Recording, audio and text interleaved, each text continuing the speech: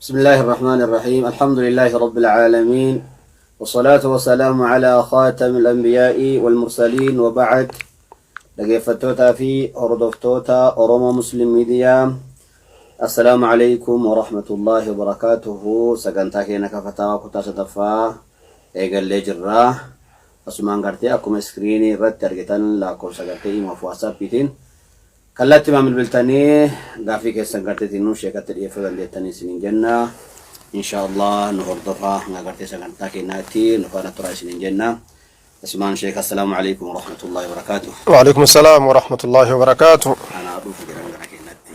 أنا بارك الله فيكم. أهلا وسهلا إلى روضة الإيمان جنان جماعة كينيانس. ما شاء الله. شاف إيمان التارياتني. باركم الله فيكم جزاكم الله خيرا. غافي نبرج روان جدو وبوليسي كيناتكم. نمني توكو هذا في أبا أجسيسو ويمو صدقاء جارية دلقة ديسوية هذا أبا أجسيسو ويمو صدقاء جارية وانا كما سدجارو مدرسة إجارو بشان برقاء قطو كان ويمو المغال صدقاء جارية رتو جعلمو هذا أبا تياجسيسو جعلا باركم الله فيكم. بسم الله الرحمن الرحيم. غافي بريدة غافتي وبوليسي كينيا دلقة أيو أبو أف خيري قبدرا بربادة يجودا درا ياد خيري دا كان بغرب بسكيسا كاي جنة كدما هذا كيتي تيف كدما أبا كيتي تجاجل إساني تيف أتدرا يادون غالة قدارة قبدا ربي كنمتي تسيافو جنة نمن هدون متمو فيتي يادو المو فيتي يادو وفما يادو مالي هذا أبا خيسا بهكنا إرام فتجرة tokko waan jedhe haati karaadha karaa dhufanii keessa dabranii dhufne keessa baane keessa dabarre maaltu jiraa je laaffise bif godhee kef godhee wahittuu kallaalin jechuudha haadha tana darajaa isii akka malee gakkufise jechuudha duuba haati galanni isii ta akka karatti lakkaawanii waan dhufanii keessa dabran takka godhanii miti haati galanni isii arrabaa miti amma addunyaa yeroo ammaa kana keessatti afaan hundaan haadha arrabsite jechuudha afaan arabaa haa ta'u afaan amaara haa ta'u afaan faranjii haa ta'u afaan hundaan arrabni gartee addunyaa tana keessa ka bobba'u afaan hundaan haadha kanatti achi fiigan waan nama ajaa'ibsiisu bikka akkaan kabajaa barbaachistu fudhanii arraba kaan jechuudha ilma ofiitti waliin arrabsan waan nama ajaa'ibsiisu obboleessa ofiitti waliin arrabsan abbaayyuu xiqqashoo irraa maqaniiti irra guddaa jechuudha garuma haadha kana fiigan jechuudha galanni haadha kan nabiin keenya alayhi salatu wassalam darajaa isii darajaa abbaati irraa harka sadi godhe harka sadi sadarkaa sadi ka caalchise jechuudha abbatti yeroo gartee namni tokko haadha abbaa qabaatee tola itti oolu ka barbaadu taate dura haadha tola oolan lammaffaas haadha sadaffaas haadha achi booda abba ka sadarkaa isii shaneen akkana ol kuchisiifte kana warra gartee lash godheetu jira jechuudha ka wahittu hin laalle jira dura gartee abbaa ofii haadha ofii yaadachuudhaaf rabbi isaa yaadatu jennaani gama deebisaa isaatitti yeroo ceenu jechuudha dalagaa khayrii qabdu ta'uun shakkii hin qabu dalagaan hundinuu jechuudha garuu dalagaan hajjiidha dalagaa ajaa'ibaati hajjiin qulqulluun laysa lahu jazaa'un illa aljanna nabiin keenya alayhi salaatu wassalaam akkana jedhe hajjii gartee rabbiin namaa laaffisee horii halaaliitiin hajjan horii halaalii ka haraam keeysa hin laaqamneen hajjan ka ammallee hajjii san keeysatti falaa rafatha walaa fusuuqa walaa jidaala ka waan hamtu achi keessatti hin dalagin ka macsiyaa hin dalagin ka waa hundarra qulqullaawe ka shuruuxa isii seera isii eeggatee hajje jechuudha laysa lahu jazaa'un illa aljanna jannata malee galanni isaaf hin jiru jedhe waa sadi gartee macsiyaa asiin dura dabarte guutumatti namarraa kuffisti nabiin keenya alayhi salaatu wassalaam waa sadeen san gartee namtichi yeroo kiristaanummarraa kufrummarraa islaaminaa seene jechuudha tajubbu maa qabla islaaminaan macsiyaa achiin duratti jiru hunda lafaan dhoyti gurbaan qulqullii ta'a yookaan intalli qulqullii taati macsiyaarraa jechuudha akkasuma gartee tawbaan akkasuma gartee hijiraan jechuudha biyya kaafiraatirraa biyya muslimatti godaanuun sababaa diinii bal'ifatuutiif diinii kaafirri gartee nama dhoowwe jechuudha akka fedhanitti shari'aa dalagatu dhiirti dalagachuun dubartiin dalagachuun hawaasni islaamaa ofi gammadee kitaaba isaatiin buluun yoo gartee isaaf dadhabame jechuudha seera rabbii kana bal'ifachuudhaaf ganda seerri rabbii isaaf itti bal'atutti yoo godaane ganda isa itti jibbanirraa itti hidhanirraa itti ajjeesanirraa isa ari'anirraa ganda sanirraa gartee baqatee ganda diinii itti dalagatutti yoo godaane namni sun gartee ka rabbiif jecha lafaaf lafee ofii dhiisee godaane sun macasiyaa guututti gartee rabbiin irraa haqa jedhe macasiyaan guututti irraa haqamti nama sanis jechuun akkasuma hajjiidha sadeessituun hajjiin tajubu maa qablaha waan isiin dura dabre macasiyarraa guututti namarraa lafaan dhoyti jedhan kanaafuu sadarkaa laafaadha miti jechuudha kayoomi waladati rajaca kayoomi waladatu ummu akka gaafa haati isaa isa deeysetti qulqullii ta'ee deebi'aa jedhe nabiin keenya alayhi salaatu wassalaam ilmoo yeroo dhalattu macasiyaan qabdu qulqullii namtichi yeroo hajjii dhugaadhaa san hajje dili isaatirraa cubbuu isaatirraa akkasitti qulqullii ta'a jedhe kanaafuu sadarkaan hajjiidhaa sadarkaa laafaadhaa miti ayyo abboo isaatiif sadaqatul jaariyaa sadaqaa gartee yaatuu taate tan dhaabanne ta yeroo hunda isaaniif deemtu zamana dheeraa isaaniif qoramtu dalaguun isaa dhugaadha jaalatamaadha sawaba gartee isaaniif heddummeeysa galata heddummeeysaaf garuu akka hajjiidhaa kanatti macasiyaa irraa kuffisa hin jenne waan jennuun obboleessa keenyaaf lachuu rabbi si halaaffisu jennaan eeganii jette taanis yoo dandeesse taanis rabbuma si dandeessisa maa dumta waan ati khayrii yaaddeen khayrii rabbiin ittiin si gaha barakallahu fiika jennaan maashaallah ammas obboleessi keenya tokko waan jedhu intala takka ta kiristaanaa wal jaalannee islaama godhee ture eega islaama godhee wal fuudhuudhaaf walii galle eega walii galle ammoo gara nikaawate deemnu akka gartee maatiin isii kiristaana obboleen warri gartee islaana kana kiristaana qaadiin biyya nu jiraannu san ammas qaadiin leen hin jiru qaadiin silaatti dhaqne nikaa gartee tiinuu nu godhu magaalaa eeriyaa nu jiru san hin jiru kanaaf intala tana ammoo islaama godhee fuudhuu barbaada falli kenna maali jedha obboleessa keenya duuba galata guddaa dalagatte jennaani sababa guddaa dalagatte jennaani ammoo islaamissuun keessun innamal a'maalu binniyyaati jedhe nabiin alayhi salaatu wassalaam dalagaan ka qeebalamuun niyyaadha jedhe nima fuudhaaf islaamissuu yoo ka ta'u taate galanni kee gartee hir'ataadha yoo intala tana rabbiin kufri marraana haa baasu gartee da'waa rabbiin karaa godhe san jechuudha yaa ahlal kitaabi ta'aalaw ilaa kalimatin ka rabbiin gartee jedhe san gartee warra ahlii kitaabaa gama kufrirraa gama muslimummatti yaamu jechuu namni muslimaa kun wal qofa yaamuudha miti ka rabbiin gartee karaa godhe jechuudha walis yaamne kaafirallee yaamne jechuu yaamsa kana keessatti gartee galata arganna rabbiitu yaamaa nuun jedhe gama diiniidha gartee yaamaa nuun jedhe jechuudha san ajaja gartee rabbii san fudhatuudhaaf galata san argatuudhaaf yoo ka yaamtu taate innamal a'maalu binniyyaati sawaba guddaa argatta galata guddaa argatte jechuun yoo ammoo fuudhumaaf jecha ka yaamtu taate bika kanatti gartee galani siif hin jiru garuu ati waan siin jennu niyyaa kee yoo duraan tolfattee jiraatu tolfatte atu akkasumatti hambifadhu yoon tolfatin rabbiif jecha nama kana as deebisuu fedhennaa keetiif osoo hin ta'in akkasitti ni jedhu jechuudha eega as deebiste ammoo nama nikaa sii godhu yeroo dhabde waan warri isaanii kaafira ta'eef jecha nikaa gartee isaan sii godhuu hin danda'ani osoo sii goone jedhanii ka gartee sii hayyaman akka yaada isaanitti sii hayyaman taatilleedha ni keenyi hin godhamu maaliif jennaan la tawaarasu ahlul millatayni walin dhaalan nikaa wal godhuu hin danda'an wamaa walirraa hin qaban yoo du'a walin dhaalan muslimaaf kaafirri jechuu haga fedhe gartee yoo obboleessa ta'e yoo haadha ta'e yoo abbaa ta'e wamaa walirraa hin qabani wal dhaaluu hin danda'an kanaafuu eenyutu nikaa sii godha namni nikaa sii godhu qaadii muslimaati jechuudha duuba fasultaanu waliyyu man laa waliyya lah nama gartee waliyyii hin qabne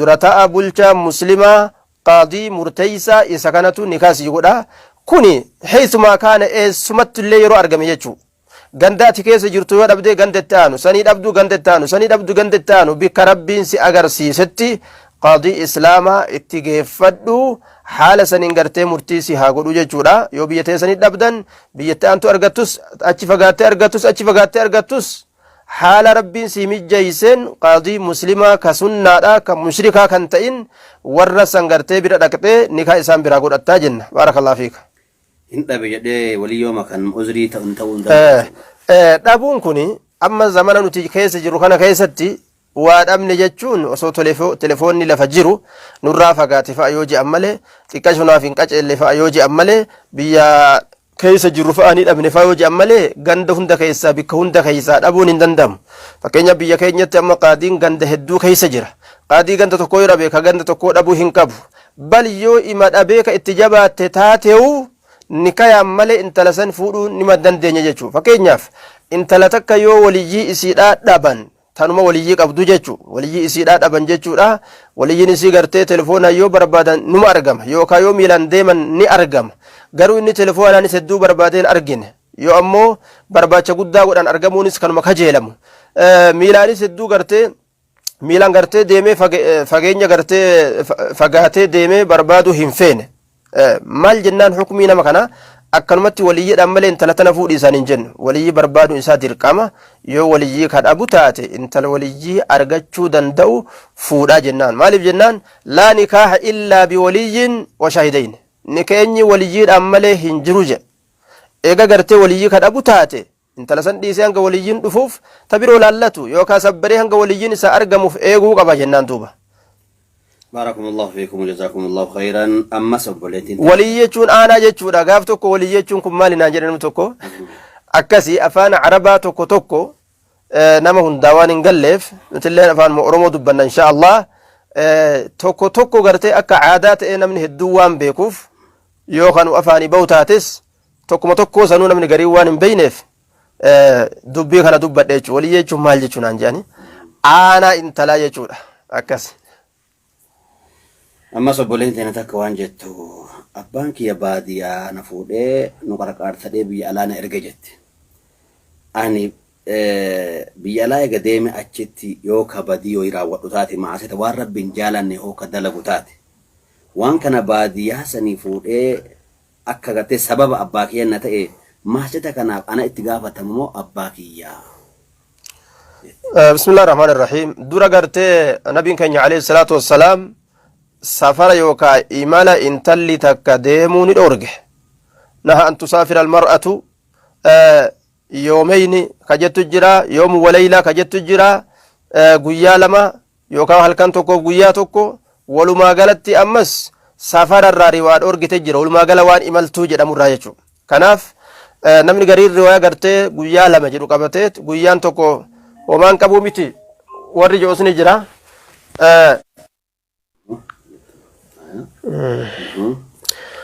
Nabiin keenya alayhi salaatu wassalaam intalli takka akka imaltuu hin baane dhoowweeti jira jechuudha. Walumaa galatti imaltuu bahuun laa tusaafiri ilmar'atu illaa maca dhi mahramin. Riwaan tun amma wama imala jedhamurraa dhoowwite jechuudha. Riwaayaan gariin guyyaa tokkoo fi halkan tokko jetti. Riwaan gariin ammoo guyyaa lama jetti. Waan jennuun duuba ma'anaan riwaayaa san hundaatu ma'anaa laa tusaafiri ilmar'atu illaa maca dhi mahramin jette walumaa galatti waan safara jedhamu waan imaltuu jedhamu dhoowwite jechuudha. Wani dubbii tana jedheef nama tokko dhiyoo kana waan jette duuba tamam. Hello? Hello? Waalaikum salam warahmatullahi wabarakatuh. Ayyee si dhagaanii gaafii kan kee kallattii mangara sheekar yeeffadhu ayyee.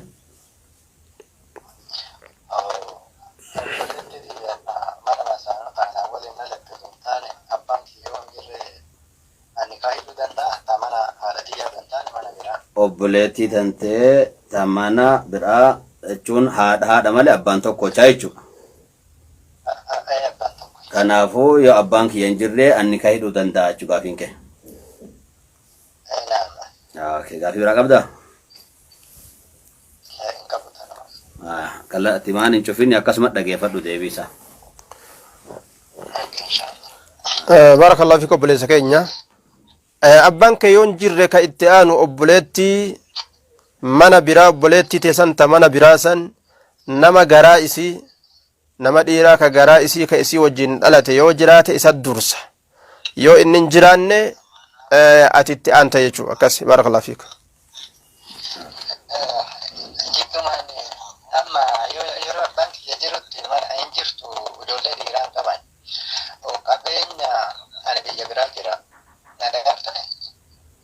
Dubbadhu. Dhagaa jira dhagaa dubbadhu. Ani amma biyya biraa jira yeroo jiran isillee itti gargaare naan jedhanidha. Ogguma tana abbaan kiyya tarsa dhukkubsataniiti amrii ta'an. Haga mallee anatu gargaara amanallee ijaaree barsiisu. Qabeenya sana amma hagaan asirra waan haga mallee hin galle gargarii addaan qoodamanii uummanni yaa'ee qabeenyi lafa gideessanii lafallee ta'ee leemmaan wantoota garaagaraatu irra jira akkasumas dhiisanii maqaa ishiitiin achi kennanii dhiisan namni uummanni yaa'ee. Ana bilbilanii maaltu jira waan kanaa jedhanii wanti gaafatanii jiru. Qabeenya kana amma yoo warri ijoolleen sun talaa bicha jira ishii waliin. Ishiin haadhaa lamtu jira. Yeroo ishiin dhaalamte qabeenya kanaan irraa argachuu danda'a. Garuu anan tooraa gammaadha. Wantaanuu mana sanatti ijaara waan adda addaanatti godhama. Abbaan fiigitee jiru naa dhaameera. Qabeenyi kun yoo waan hin jirre yoo isin ilmaan arganne isa laala jedheera. Okay, isin heerumteerti jechuun alamtaadhaan heerumteerti? Hamma heerumti. Haa inni galu jedhanii hambi yaa'ee inni gad malee jedhanii itti dhiisan. Garuu qabeenya dhuunfama ishiitti fayyadama gammaadha. Qabeenyi sun bu'uurri isaa keeti moo ka isiiti? Ka ishiitu hin taane ka abbaa kiyyaati. Ka abbaa keetiiti. Isin haadha manaadha isaati. Ammoo achi keessatti yeroo an biyya jirutti leemman daangaa qaba. Lafa ammoo hagaanaa dhufe asii kennan. Yoo isin ulfaan jirti yeroo jaarsitu yeroo sanitti ammoo yoo ilma ta'uu baatte qabeenya kun isa laala jedheera. Obboleeyyoon xiyyaa hedduu jira. Tamana garaa keetee jechuudha. Ta garaa kiyyaa isheen ammoo ijoolleen taala malee dhiira. Amma kanaafuu qabeenyi sun isin haadhaa lamtuudhaan qabeenyi sun ka abbaa keessaniiti. Eenyu ta'a jedhe. Eega abbaa kiyyaa. Salaatul Maghrib. obboleessa keenya dura rabbi subhaanahu wa ta'ala ayata qur'aanaa keessatti waa'ee dhaalmaya gargar baasee jira. Waan namni fudhatu, waan abbaan fudhatu, waan haati fudhatu, waan ilmaan fudhatan, waan hundinuu gargar baafameeti jira. Akka aadaa uummata keenyaatitti ammoo dhiira dhaalchisan dubartiin hedduun argattu bikka takka takkatti gartee eegalu jiran malee jechuudha. Bikka takka takkatti eegalu jiran malee dubartii ittuun kennanii akka aadaa uummata keenyaatitti. Akka shari'aatti ammoo dubartiinis qooda qabdi. Ta heerumte taate, tan heerumin taate, mucaan xiqqaanis qooda qabaa. Xiqqaateedhaaf irra dabranii mucaa guddaadhaaf hin kennan waan abbaan irraa du'e hundi keessanuu qooda waan rabbiin isinii kenne argattanii kuni qooda keessa qabda yoo beekaadhaan isaanii dhiifte malee jechuudha. Haqa kee keessa jira, haqa mucaa xiqqaa keessa jira, haqa intalaa keessa jira. Intala heerumte taate, ta hin heerumin taate haqa haadha keetii keessa jira, haqa obboleeyyan kee kabiraattu keessa jira. Kanaafuu kuni culumaa'iin gatteeysee dhaalmayni akkamitti qoodama jedhanii gatta'anii hirmaata san godhanii addaan isin galchanii yoo rabbiin gartee si laaffisee biyya galte haala san yoo dalaguu dandeeyse akkas yoo dadhabde ammoo waan goonuun qabnu gaa'e rabbi si haa laaffisu jenna. Baarakallahu fiik. Dhiifama waliin yoo guddisu. Mana kenna qabeenya mana haadhatiin qoodaman isaamaniidha. Wanti ana dhoggatanillee jira warri. Wanti naaf dhiisanillee gari harka jaan fudhatanii dhoggataniidha. Yogguu kana obboleeyyoon tiyyatuuwwan illee jechuun mana masaanuu sanitti qoodamti moo amma ijoolleen mana masaanuu sun hin arganne mana haadha teennaati lafa. Walumaa galatti waan abbaan kee dhiisee biraa deeme gaafa lubbuun jiru abbaan kee warri gariin akki godhu gaafuma lubbuun jiru lafti tun tafaaxeetii lafti tun ammoo ta'aishaatii adda baasee adda qoodee kenna jechuudha. Gaafuma duraa kenna ofirraa dabarse sun kenne gaafa biraa du'ellee duraan kennee sun kennamtee jirti. Kanam tokkoofillee hin kennin kamana tokkoofillee hin kennin abbaa manaa ta'ee waan dalage akkasitti ka ittiin horatu yoo ka ta'u taate qabeenyi kun hirmaata nama hundaa ta'a jechuudha. Hirmaata nama hundaa ta'a jechuudha gaafa kana. Akkas baarakallahu fiik. Wayyaak. Gaafii waan naatti jirra. Waa'ee duuma haramii. Waa'ee gartee intalli imaltaa'uudha jechaadha. Nama tokko waan naan jedhe guyyaa lama je'anii miti achii gayyoo ta'e imaltuuni wayi dhoowwamtiiree naan je'anii beeyta. Walumaa galatti rasuulli guyyaa lamas dubbatee jira, guyyaa sadiillee dubbatee, halkan tokkoof guyyaa tokkollee dubbatee jira. Walumaa galatti waan imaltuu jedhanis dubbatee jira. Kanaaf gartee ulumaa'iin wanni imaltuu jedhamu walumaa galatti haraamii jedhan duuba. Imaltu wanni maqaan imala jedhamee irra dhawame haraamii jedhan. Laa tusaafir امرأة إلا مع ذي محرم لا تسافر جي وما سافر جرم دبرتين تكا أكا هندمن يوغرتي أنا وججرات ملي وهذا يتناول جميع ما يسمى سفرا أكنجان وهما إملتو جرم هندا ولتكبتا وروني غرتي جمهورا علماء إملتو كان إرادبتني وانجدن حنقم تكتأو قبجأني فالجمهور على أن السفر هنا مقدر بالمسافة وهي نحو 80 كيلومتر أكنجان كيلومتري سدت تمو جمهور علمائي غرغدان علمائي جچودا هركي رهدون أكنجان كيلومتري سدت تمتوكو نمني يوكديمو تاتي ونسون إمالتو دجأما إمال جدأما انتالي تكا كيلومتري سدت تمي جچودا ديمو هنقبدو قبا إسيدا yoo aanaa wajji jiraate malee walau kana hajjan osoo hajjiif ka deemtu taatelleedha irra caala dalagaadha hajjii ka amma gartee sawaaba isaa galata isaa dubbanne san isuma sanuu deemuu hin dandeeysu nabiin keenya alayhi salaatu wassalaam gurbaa tokko gartee ka jaartii hajjitti ergatee ufiif gara jihaadaa gara gale waan jeen dalaga walii qoodanii maasha Allah ummata khayriiti ani jihaadaaf ka'e jeen jaartiin tiyyallee gartee hajjiif kaate jeen akkasi walii qoodanii ka'an jechuudha nabii keenya alayhi salaatu wassalaam jihaadarraa isa deebisee isa dhoorgee jaartii te waliin gara gartee hajjiidhaa deemii jeen kophaa gartee akka gadi hin dhiisne jechuudha kanaafuu dalagaan gartee yani imaltuun dubartootarraa haalaan fokkata kophaa deemuun haalaan fokkata jechuudha akkasi jennaan duuba barakallahu fiikum maasha Allah jazakumullahu khairan amma sobboleessi kenna waan jedhu bid'aan shari'aa islaamaa keessatti fokkattuu fi gaarii qabdi yoo ammoo fokkattuuf gaarii qabaatte tamtu gaarii tamtu fokkattu jedha wanni kun ummanni suufiyyaadhaa hedduu ittiin deemaadhaa ture bid'aan lama qoodamti yoo ati wanni kun bid'aadha mawlidni bid'aadha wanni akkana bid'a haaraya dhuftu durin jirre shari'aa keeysan jirtu ati jetteen bid'aan lama bar hasanaatu jira bid'aan gartee bid'aan lama siin jaan duuba bid'a hasanaa jira jaan bid'a mataatee hasanaa jira jaan bid'a bid'aatiif bid'a hasanaa bid'a hamtuu fi bid'a gaarii jira jaan jechuudha eega bid'aa taate nabiin keenya alayhi salaatu wassalaam waan jedhe kullu bid'atin dalaala jedhe kulluun kun akka ummanni gartee arabiyyaa irraa dubbatu jechuudha kulluun kun nakira jedhaniin jecha bal'aa jechuudha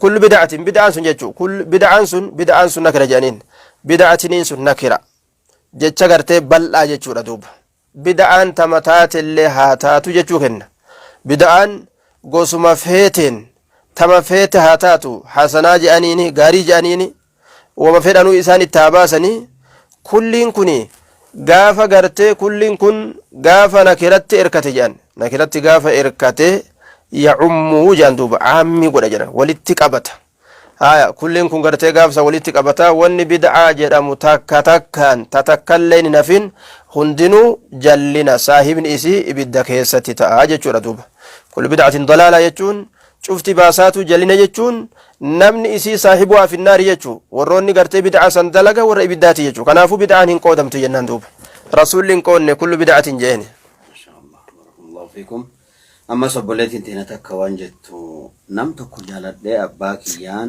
nama kanaana kenni jedheen jennaan namsan gosasaa inni waan gosasaa hin feeneef isas waan hin feeneef na kennuu didee eegasi ammoo obboleeyyan tiyyaanillee abbaan kiyya akka ni kanan goone na dhoowwee obboleeyyan tiyya sodaa abbaa kee sodaatanii ni kana godhu sodaatanii hatta hanga qaadii magaalaa teena jiru yoo mucayyoo tana gartee ni kagoote anaafsitu garteetii nu jidduu kennatti qaaqan fidiini jedhee haga gartee qaadii dirasii deemee akkana gartee na daangeesse kanaaf an amma yoo mucaa jaaladhe kanatti mucaa kanatti yoo heerume badiin ta'ee nuti bismillahir rahmanir rahim waan jennuun obboleetti teenyaan jechuudha wannummaan rabbiin gartee nikaya harka waliyyii harka abbaa harka aanaa kaayeefu maaliifi jennaan dhiirtoleen kun ka rabbiin harka isaanii nikaa kaaye waliyyoonni kun jechuudha isaan kun haala warra dubartiidhaaf nasihaa yookaan toltu akkaan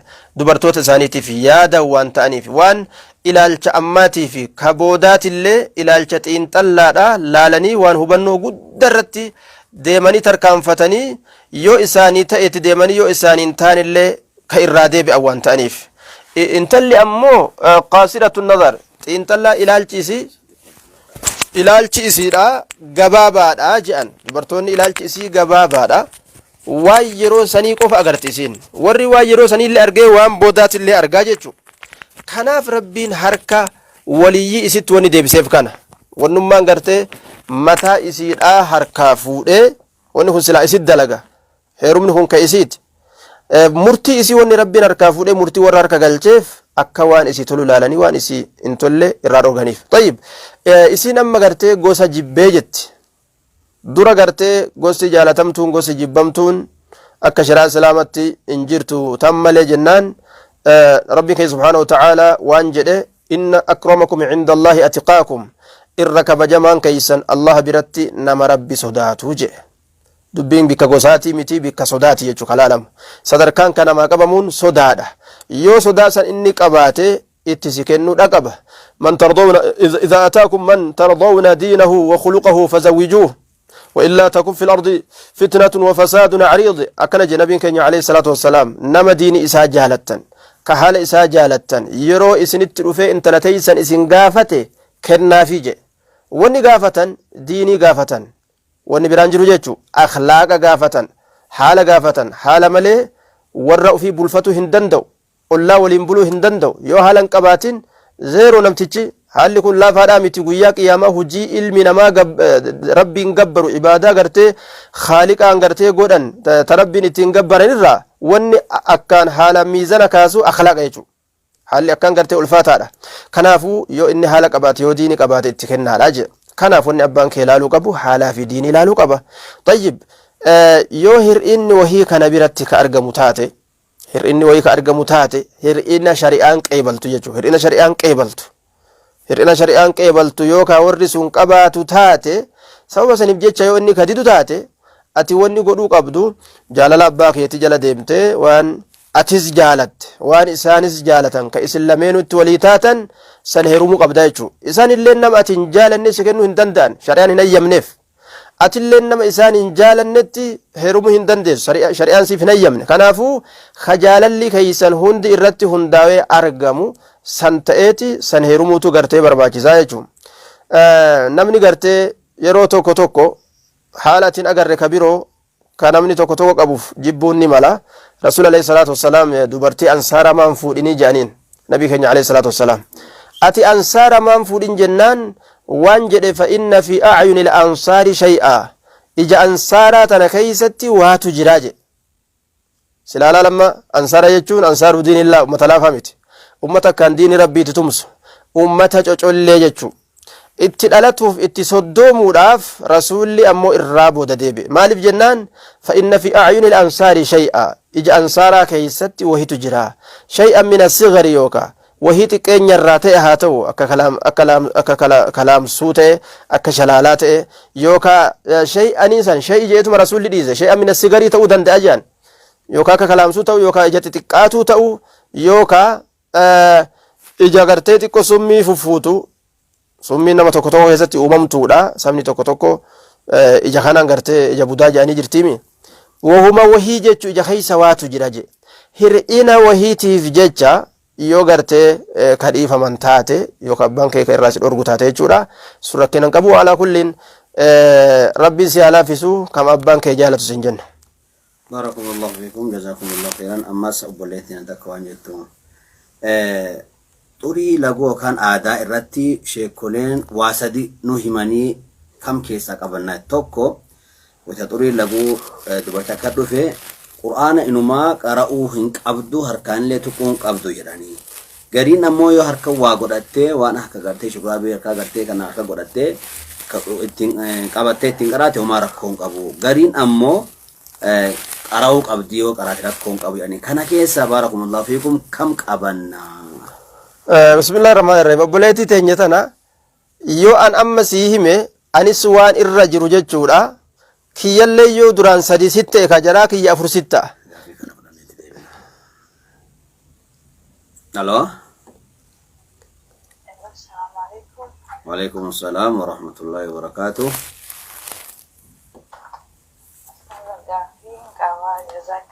Ayyee gaafii kan kee gara sheekaa dhiyeeffadhu kallattii maasheenii si dhagaanii.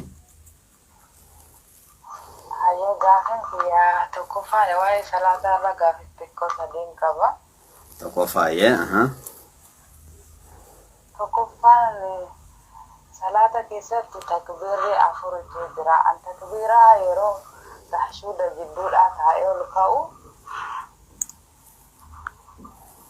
dubbadha si dhaga'u jira. Yeroo ol ka'u yeroo hedduu harka ol fuudhuu san hin Allahu akbar jedhee ol ka'eetumaan ka salaata yaani faatihaa fixeeru fa yaadadhaamee salaata keenya jalaa balleessaa bakka kanatti isiniin jedha. Gaafidhadhu moo jalaa deeffataa deemtaa jalaa si deebaa deemtu harka ol fuudhuu irraa gaafattachuu salaata keessa wayita Allahu akbar jedhan harka ol fuudhuu dagadhaa jetta gaafiin kee. Tashuuda jidduu taa'ee yoo ol ka'u harka ol fuudhuu dagadhee faatihaa fixee fara qaabadhaamee harka ol fuudhuu kun salaata keenya jalaa balleessisii. Tanas jala si deebisanii taan itti daansi taa'ee. Bismillah bolleetiteenya harka ol fuudhuun sunnaadha waajibaa miti. Sunnaadha waajibaa miti harka ol fuudhuun. Kanaafuu yoo irraanfatte sunnaa irraanfatte waan ta'eef salaanni keessi jalaa hin badu insha Allah sirriidha jenna rabbi sirrii si haa godhu baarakallahu fiik. Ittaan si kalamuu gaafii lammaffaa. Gaafii lammaffaadhaa kun salaata yoo salaatu yeroo hedduu biyya hambaa kanatti nama waamanii osoo salaateen geeffateen fa'a irraa deemee bakka itti deebi'aa mee bakka kanatti salaanni fi adda kutee osoo sunnaa salaatu bakka biraa deemee waan nagaa fadhan fa'a deebisee deebi'ee bakka sunnaa keessa yoo guuttadhee salaatee salaanni keessa kan jechuu barbaade witirii fa'a adda kutee witirii galgala yeroo ishaayii booda salaatu witri rakaa sadii salaata yeroo sani witri kana jidduu yoo nawaaman anaa salaamata baafadhee jiru adda kutee bakka sani deemee bakka biraa dhaqee nagaa fatamu kennee yoo hin waan nagaa san deebisee deebi'eetti guuttadhamee bakka kanatti ho'atan jechuu barbaade. Bismillahir Rahmanir Rahim. Dura obboleetti teenya gabrummaa kana jalaa rabbi si haa baasu jenna. Dura ibaadaa gartee waajiba rabbiin namarra kaa'e kana waajibaa fi sunna jira. Waajiba yoo ta'e eenyu jalaayis haadha ta'e abbaa ta'e jaarsa ta'e eenyu jalaayis osoo waajibatti jedhan waajiba san cabsanii eenyufillee dhiisanii irraa hin bayan.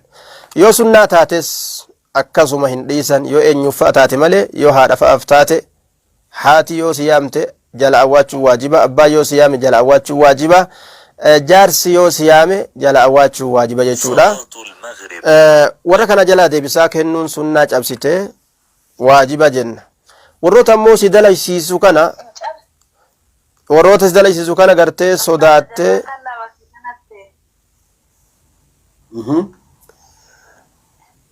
in cabsine osoma salaamata baafadhee taa jidduun osoo salaamata baafadhee jiru osoo salaata hin geeffatin deemee itti deemuun salaata cabsee hin beeku. Rakaa fakkeenyaaf witrii rakaa sadii kan salaatu lama salaattee tokko yoo siyaafu jidduu kanatti deemtee waan warra jedhu san geessitee deemte jechuudha. Salaammatteeti salaammattee salaamata baafadhee eegata'ee. Salaamata baafattee deemte jechuudha. Salaamata baafattee yoo deemte surra koon qabu.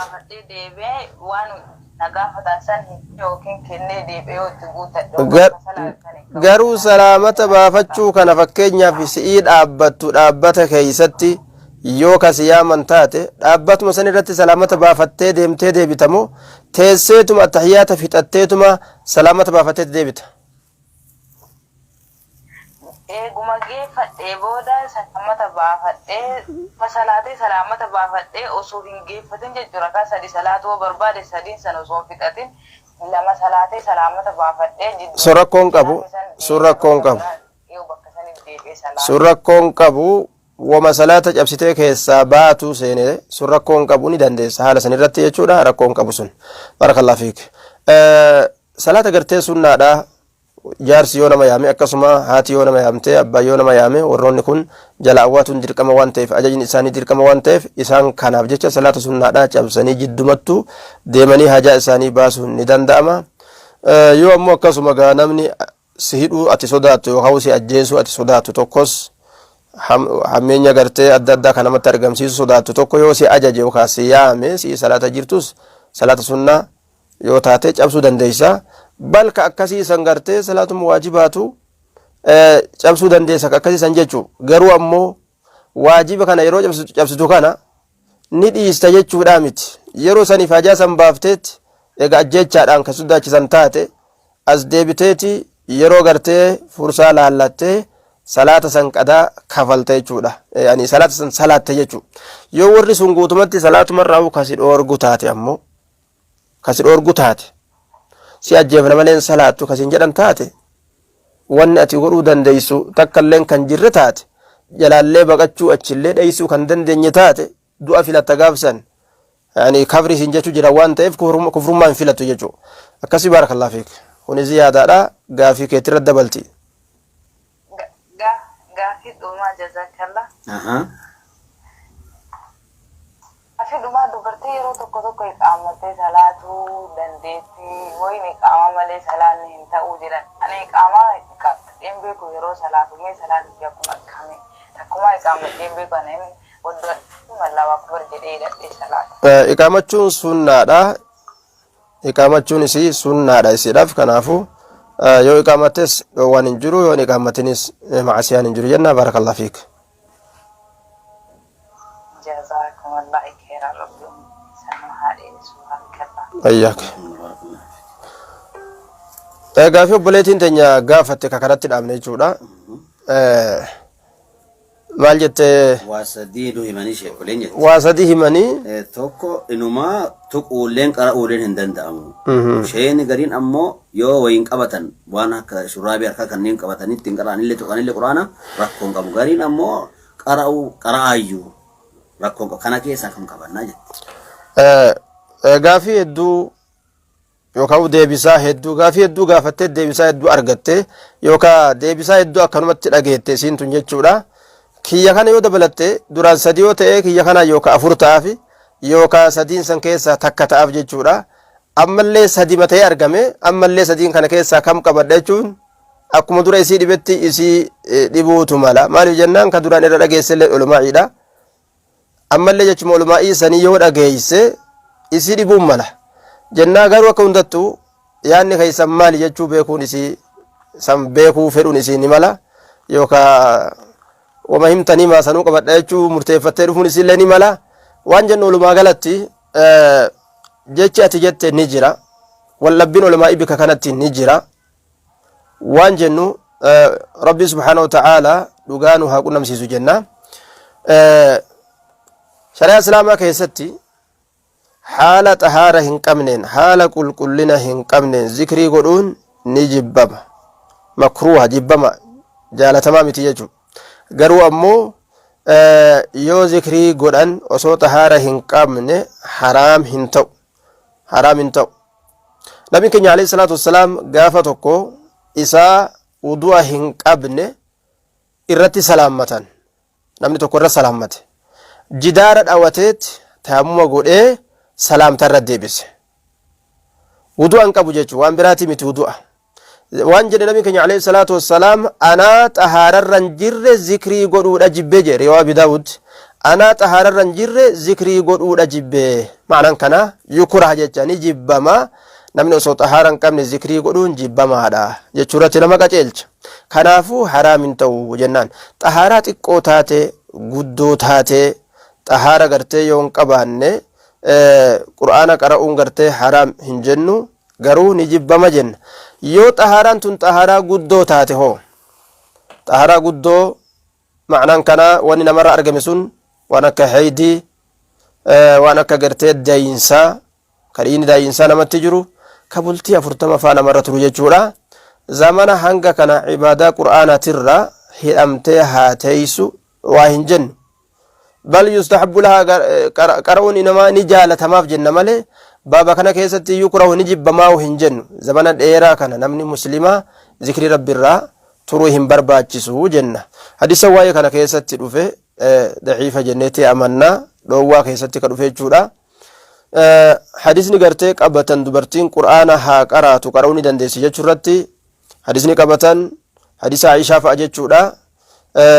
Waan jedhe Rasuul alayhi salaatu wassalaam افعلي ما يفعل الحاج غير ألا تطوفي أكنا جئن بالبيت وور هجي دلقهن ددرج جين حجاجي دلقان إساني قرقودان قرآن ور الرمن الذكريت ور قرآنات ججو طواف ملي جين توبا سلا شريانا كسمتي أكما صلاة الراد أرقوت صومنا الراد أرقوتي قراتين قرآن معروفة أمة الصحابة برد ور هل كان كيستي هل كان توكو كيستي قرآن في تجرى أمة الله فامت ور قرآنات سلا أكسمتي murtiin gadi dhufa qur'aana illee hin qara'ina jechuudhaan hadiisni sahiha sariha ifa bayan gadi dhufa jechuudha uluma galatti qara'uu dandeessi jennaani baarakallahu fiik gara keessaatiin gaafiin tokko illee waan jedhu namni birrii baankii jiru irraa osoo zakaa irraa hin baasin amanni irratti naannawee osoma zakaa irraa hin baafne yoo waa hin bitan booda irraa baasuun danda'ama.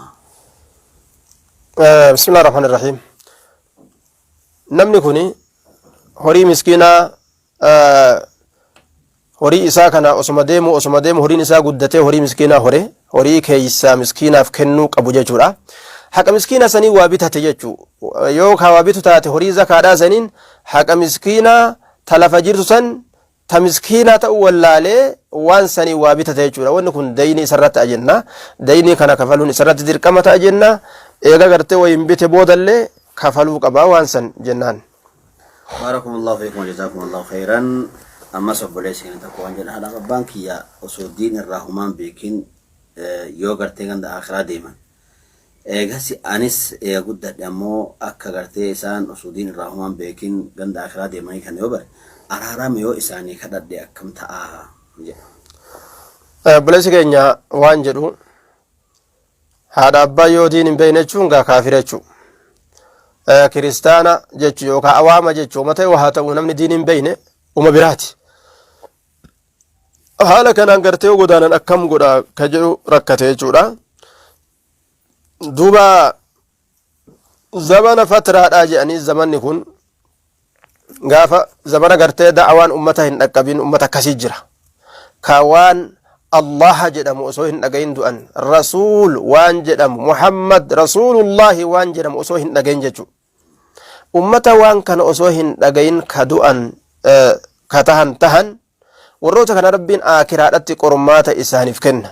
Warroota gartee uf hin beeyne ijoollee xiqqeenyaan duute haa ta'u warroota gartee uf hin beeyne eeguma guddatan nama gartee akkanumatti aqliin isaa keessa hin jirre ka guddate warroota akkana kanneen guyyaa qiyaama rabbi walitti qabeeti qormaata godha waan akka jannataatii fi waan akka ibiddaa rabbiin qopheeyse warroota kana gartee waan jannata fakkaatu ibidda gartee jannata jechuudha ibidda fakkeeyseeti deemaa seenaa jedhan keessi jannata gubbaa yoo laalan ibidda jechuudha. Warroonni gariin waan jedhan ajaja rabbii keenyaa hin dinnuutii ni seenna jedhanitti qaceelan yoo seenan jannata. Warroonni gariin ammoo akkamitti ibidda kana seenaa nuun je'a maal balleeysine nuti way beeynaa gaafa duniyaa keessa jiru jedhanii didan bika kanatti rabbiin qormaata isaanii godhee adda baase jechuudha. Warroota didan kana isin duniyaa keessatti illee akkanuma itti na diddan jechuudhaan warroota kana gama ibiddaa oofa jechuudha. Warroonni sun akkas ta'ani inni wanni gaafate haadha abbaan kee amma gartee haadha abbaan kee rasuula dhagayamoo hin dhageenye nuti irraan beeynu yoo rasuula kan dhagayin taate hukumin isaanii akkas yoo ka rasuula dhagayan taate osoo rasuulli Muhammadun rasuulullahi jechuun gurra isaanii seenee jiru kawaawuma kana keessatti du'an taate ammoo ni gaafataman jechuudha. Irraa gaafataman li'annahu namni anaa kana dhagahee natti hin amanin jedha Rasuulullah sallallahu alaihi wasallam yahudaa ta'e nasaaraa ta'e guyyaa qiyaamaa ibidda seenu malee waa hin taane jedhe akkasi barakallahu fiika.